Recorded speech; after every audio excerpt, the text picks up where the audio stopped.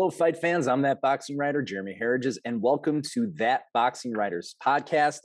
This is episode 17. I'm back trying to make sure that they come out consistently and that we can, rattle off another, 15, 16, 17 straight without any breaks every week. This one's coming at you on Friday, January 21st.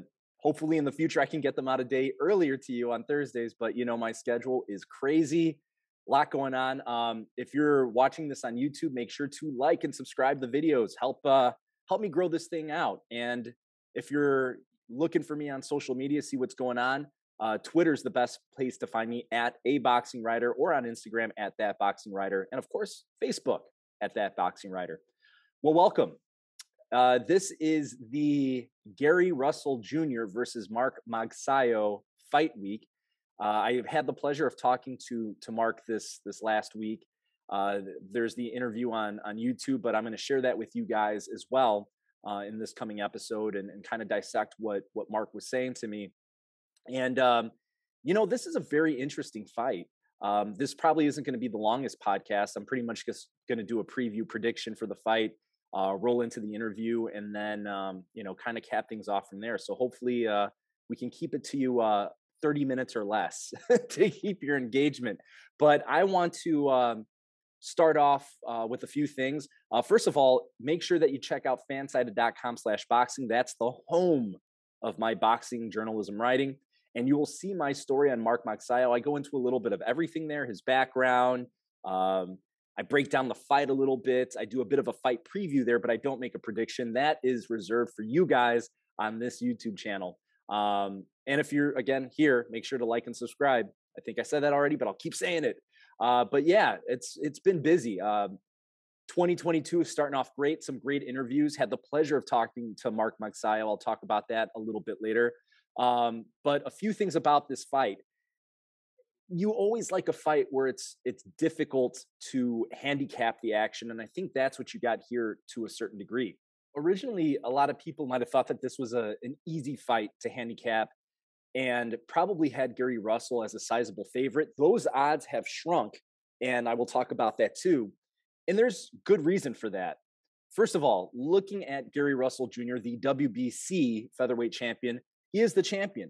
He only has one loss, which came against Vasily Lomachenko. He went the distance with Lomachenko, was thoroughly outboxed by Lomachenko. But hey, you can take a loss to Lomachenko, especially when you're a smaller guy. Probably wasn't the best matchup for him. Then again, is Lomachenko a good matchup for anybody? But he did look very good against Tugstat Nyambayar, which was back in February of 2020. Now, therein lies the problem. 2020. Gary Russell Jr. has been out of the ring for nearly 2 years. And the quotes came out yesterday from the press conference. He says, "Hey, don't worry about ring rust. I'm always in the gym."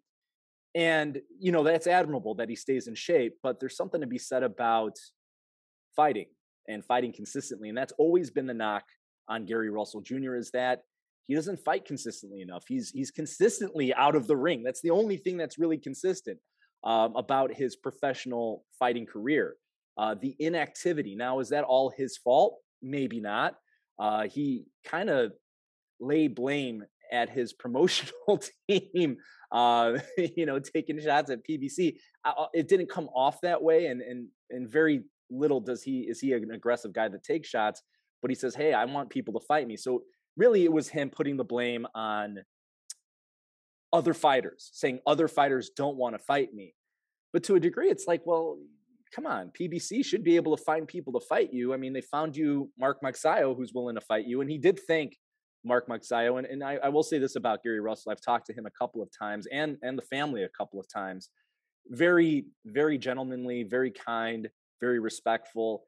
And if you saw the press conference, I think there was a mutual respect between Magsayo and Russell back and forth, showing true sportsmanship. So I think that's a positive there too.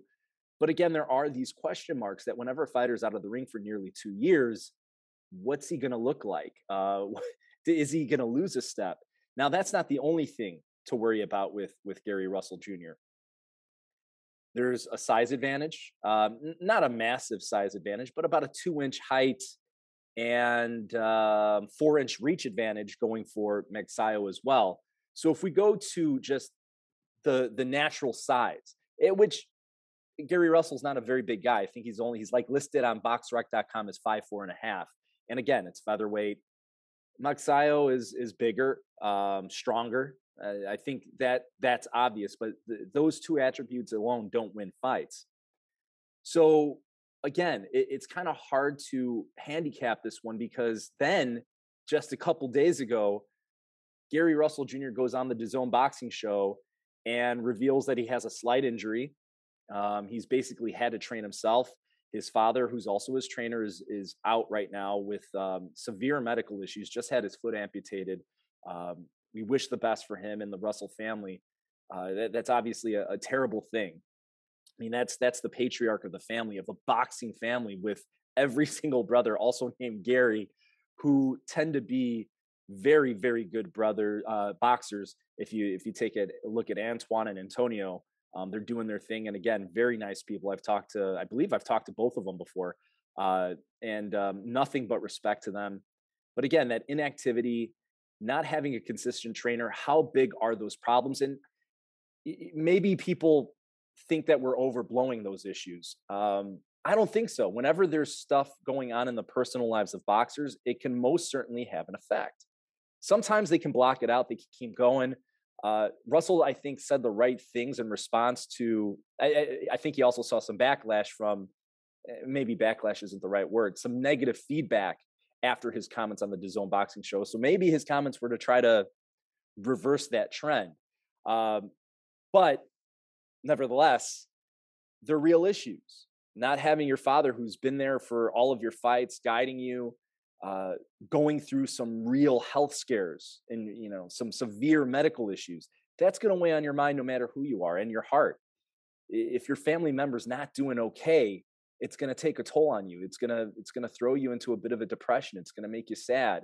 Then again, he could take that and make this like, hey, I'm going to win one for dad. I'm going to make him proud in the hospital. So it can kind of go both ways with that one, but you do have to consider it. And when a fighter comes out and says that they have a slight injury, well, it's great that he's being transparent, but that's also going to make people question, what's the injury? And then when you don't say what the injury is, it's like, all right, what does that mean? We don't know. Is it a shoulder injury? Is it a hand injury? If it's any one of those two, then that's trouble. That's real trouble. And we've seen that where fighters have gone into the fight with a hand injury or a shoulder injury, but they didn't want to cancel the fight.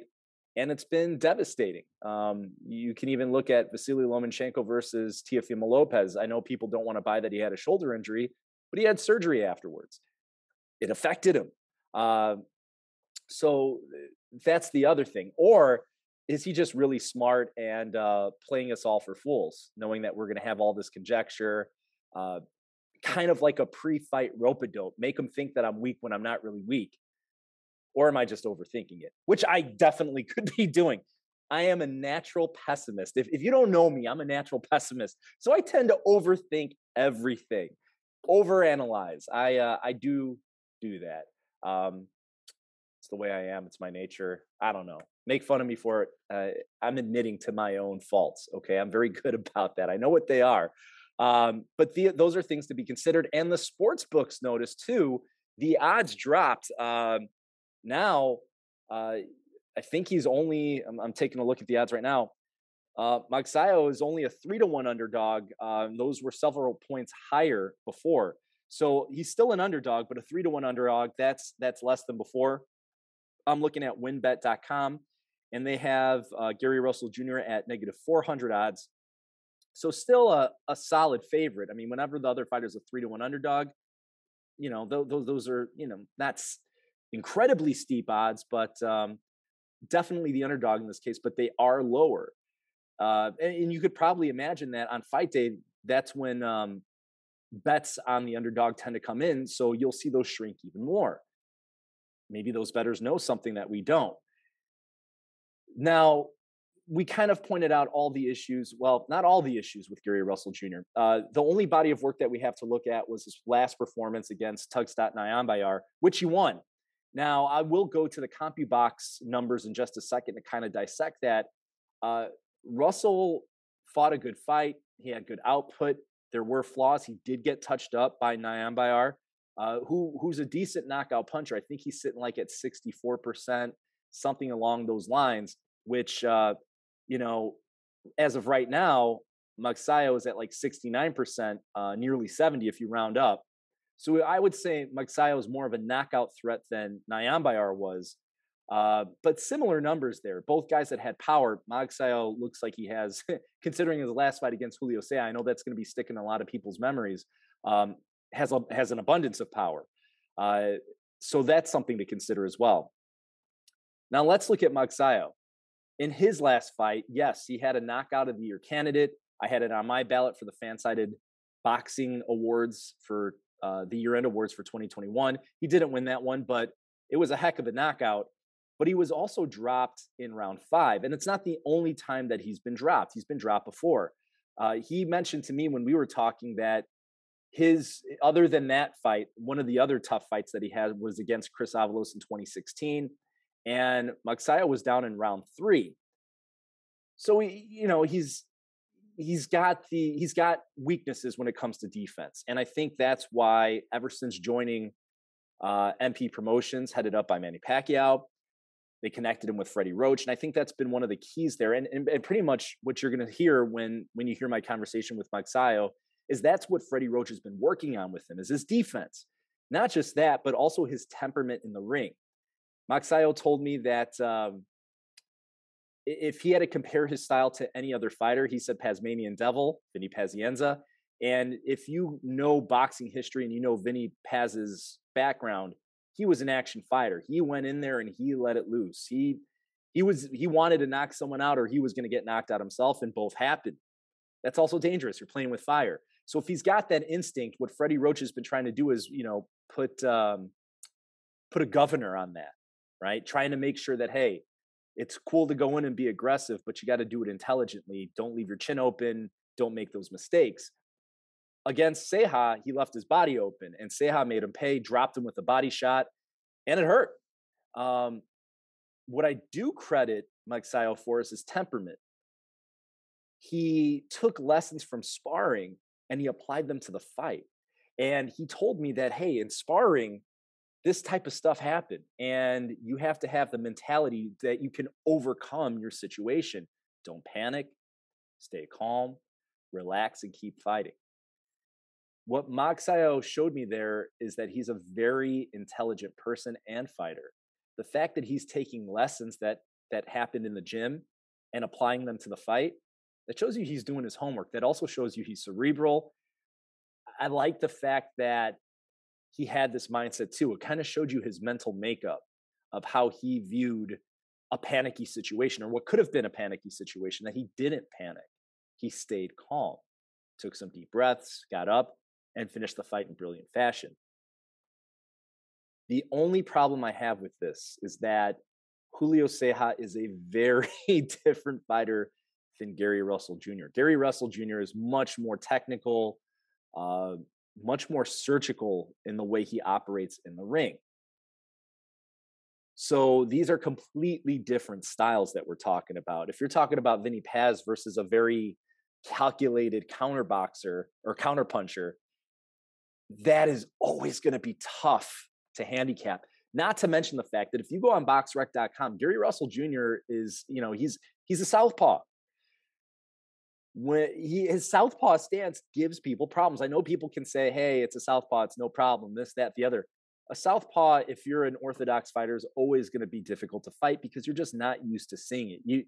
You get maybe 1/8 of the experience fighting a southpaw than you do another orthodox fighter. You just don't see it that often. And as we've seen with Gary Russell Jr. in the past, his southpaw stance is given a lot of hesitancy to his opponents. Nyambayar had a real hard time in rounds 1 through 6 finding Gary Russell.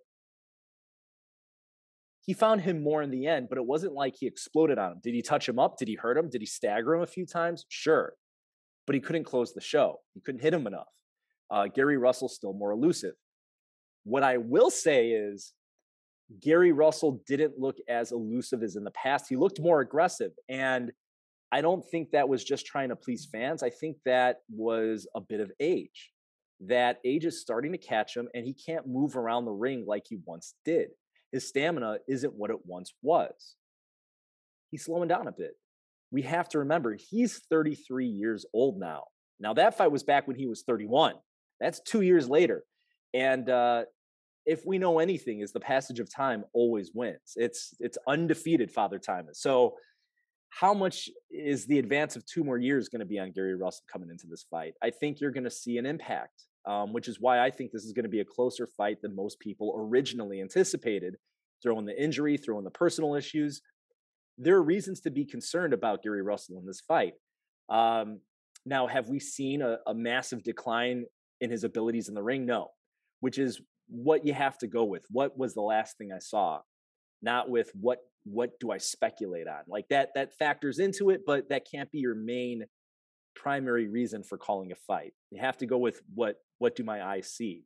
So is there a decline there? Maybe a little bit, but it's not massive. His hand speed's still there. His intelligence is still there. His wind is still there. Maybe not what it was when he was 26, 27, or 28, but it's still pretty darn good. So now let's go behind the numbers. I'm looking at CompuBox stats from each of their last fights. So I'm going to start off with Magsayo against Julio Ceja. Now that one went 10 incomplete rounds. So really, 9 rounds and some change. In that time, Magsayo threw 621 punches with a connect rate of 25.4%. Great. That was against Ceja. So you have to imagine that the volume and the connects are gonna go down. At the end of this fight, if it goes 12 rounds, I would imagine that Magsayo is probably going to be more between 500 and 600 punches for the entire fight. I just can't see him throwing out that kind of volume against Gary Russell because Gary Russell is going to keep him honest. Also, that 25.4%, I think it's going to dwindle. Here's why. If you go to the CompuBox stats for, I'm looking for it. I had them here. If you go to the CompuBox stats for Gary Russell versus Tugstat Nyambayar, well, there's some interesting things there too. Looking at those numbers, which I'm pulling up right now, there they are. You're going to notice a few things. First of all, Gary Russell threw a lot of punches in that 12-round fight, more so than I think we're probably used to seeing from Gary Russell. He threw 867 punches in that fight. So that's a high mark for Gary Russell. Now, he only connected on 15% of his punches. I think you're going to see probably around the same number of punches thrown from Gary Russell, maybe slightly lower. Let's say instead of 867, let's say 720, 740. That's what I think. As far as punches connected, yeah, you're probably going to see right around 134, but that's going to bounce his percentage up. I say Gary's percentage is probably going to be around maybe 21%. I'm not a math guy, so I don't even know if my numbers are making sense here. But I could see him landing around 21% of his punches against Magsayo. That's my estimation. Magsayo, I think, is going to hit less. Russell, I think, is going to hit more. But Russell's going to also have to keep his distance. So when I'm just going off of what I see and what I've seen from both fighters in the past, I'm going to say for my official fight prediction that Gary Russell Jr. is going to win this by a decision. I think it's going to be unanimous. I'm going to say 116-112, which is a relatively close fight. I think it's going to follow a very similar plot as the Tugstat Nyambayar fight, where Magsayo is going to have a hard time landing early. The southpaw stance of Gary Russell is going to give him problems. Gary Russell is going to be active. He's going to be elusive. He's going to be counterpunching effectively because it's early. From round 6 to 12, I think he starts to slip. And that's where I see Magsayo getting stronger. And as we've seen Magsayo in previous fights, once we get into the later rounds, he actually gets stronger. So I think you're going to see him push the aggression. I think you're going to see him get stronger. I think you're going to see him try to wear down Gary Russell. But if he drops the majority of the first 6 rounds, that only gives him 6 more rounds to play with. If Gary Russell just wins 2 of them, there you go. So I think that's going to be his strategy is take Russell into deep waters, try to make the 33-year-old man wear down. Again, Magsayo is only 26, so he's got youth on his side. He's going to have something extra. So I think we have to keep that into consideration. So something to think about there. But your guess is as good as mine. What's going to end up playing out? Could this fight play out another way? Sure, it could. It could play out with Magsayo hurting Gary Russell late. And that wouldn't surprise me either. I mean, we saw him staggered against Nayambayar, so I wouldn't be shocked if Magsayo won this fight. I think it's a really interesting bout, very hard to handicap. My heart wants to say, hey, Magsayo could win this one by KO late. But again, that's taken a really big chance against a guy that's never been stopped before. Even against Vasily Lomachenko, granted, he was much younger, he wasn't stopped. So can Magsayo do what Vasily Lomachenko couldn't? As of right now, I can't say that. So that's the reason why I'm going to say Gary Russell unanimous decision, 116-112. I just think his boxing is going to be too much of a problem for Magsayo. Magsayo is going to look strong within the last 4 rounds, but I think it's going to be too little too late. Very much like Tugsat Nayambayar. I think it's going to be a very similar fight. Do I like Magsayo's power more than Nayambayar's? Yes. Boxing ability, I'm not 100% sold on Magsayo as far as he's got that elite ability. Have to remember, I think Nayambayar was an Olympic medalist, so that's a hard one to pull off there. More of a brawler versus a boxer. In most cases, I'm going to pick the boxer just because they know how to score points and win over 12 rounds. So I'm going with Gary Russell. Would I be shocked about the knockout? No. And as I said that, though, I just saw that I had a tweet where I talked about Magsayo and Vinny Paz and his relationship in terms of style. It was just like by Vinny Paz. Vinny, thank you. Tasmanian Devil giving us some love here. So I appreciate that. Maybe that's a sign. Who knows? But I'm going to say Russell by unanimous decision, 116-112. That's the score I think it's going to play out. So there you go. Oh, and then Vinny just replied, awesomeness. You can't see it because I got the background because I'm off there. But nice little reply by Vinny Paz. Thank you for the shout out, Vinny Paz. Love you. Brilliant. Bleed for this. Love that movie. There you go. If you haven't watched it, watch it. I really like that movie. I like Vinny Paz a lot too. So good stuff there.